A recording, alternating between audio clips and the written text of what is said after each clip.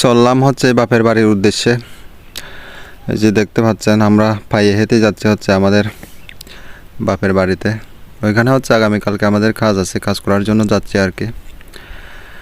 আগামীকাল সকালে হচ্ছে ওইখান থেকে আমরা ধান কাটার জন্য যাব, ওই আমাদের ধান জমিতে ধান কাটার জন্য। সেই জন্য হচ্ছে আজকের বিকালের দিকে যাচ্ছি আর কি আমাদের বাপের বাড়িতে। আর আমাদের এখান থেকে বাপের বাড়ি হচ্ছে প্রায় 1 থেকে 1.5 কিলোমিটারের মতো হবে রাস্তা।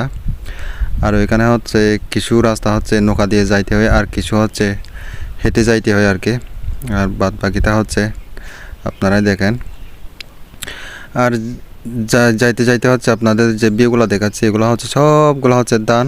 এই ধানগুলো দেখতে পাচ্ছেন, এগুলো প্রায় পেকে যাচ্ছে আর কি। আর হচ্ছে বড় জোর এই 2 থেকে 3 দিনের পরে এই ধানগুলো হচ্ছে সবগুলো খাতা সম্ভব হবে আর কি, কাটতে পারবে, দেখতে পাচ্ছেন। আর কিছু হচ্ছে এখনও ওই শুধুমাত্র ধানের শীষগুলো বেরিয়েছে, ওইগুলা কিছু সময় লাগবে। আর আমার পাশে যে এইটা বাগানটা দেখতে পাচ্ছি, এটা হচ্ছে সেগুন বাগান। আর সেগুন বাগানের প্রভাবটা অবশ্যই আপনারা জানেন, যেখানে হচ্ছে সেগুন গাছ আছে ওইখানে হচ্ছে জমিগুলো এমনভাবে মরুভূমি হয়ে যায় যা বলার মতো না। দেখতে পাচ্ছেন ওই যে আমার পাশে সেগুন বাগান, এটা হচ্ছে একদম মরুভূমির মতো হয়ে গেছে। দেখুন এখানে হচ্ছে এই যে জিরিস সোরাগুলো ছিল এখানে সবগুলো মরে গেছে সেগুন গাছের জন্য, দেখতে পাচ্ছেন এই যে। আর এই যে পাশের যে জমিটা, এটা হচ্ছে ধান জমি। আর এই সেগুন গাছের প্রভাবের ফলে এই প্রভাবের ক্ষতিটা হচ্ছে এই ধানের উপরে পড়েছে। যে দেখুন ধানগুলা এতটা সুবিধা হয় না এগুলা, কারণ এখানে সেগুন গাছের যে এই পানির প্রয়োজন, ওই পানিটা সবগুলা হচ্ছে সেগুন গাছে খেয়ে নেয়, আর ধান জমিতে হচ্ছে পানি থাকে না।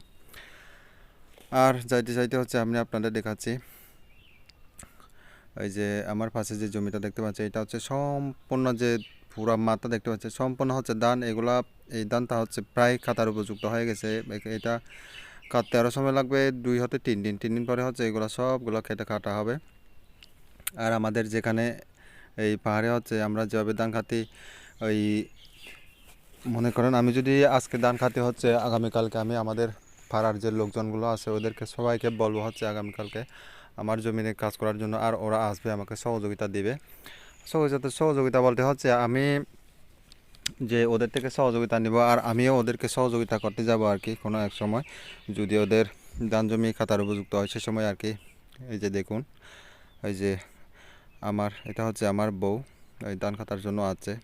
এই ধানগুলো হচ্ছে যে ধানগুলো খাচ্ছে ওইগুলা বিনি ধান, আমরা বলি বিনি ধান, আপনারা কী বলেন আমি জানি না, আমরা বলি বিনি ধান। আর ওই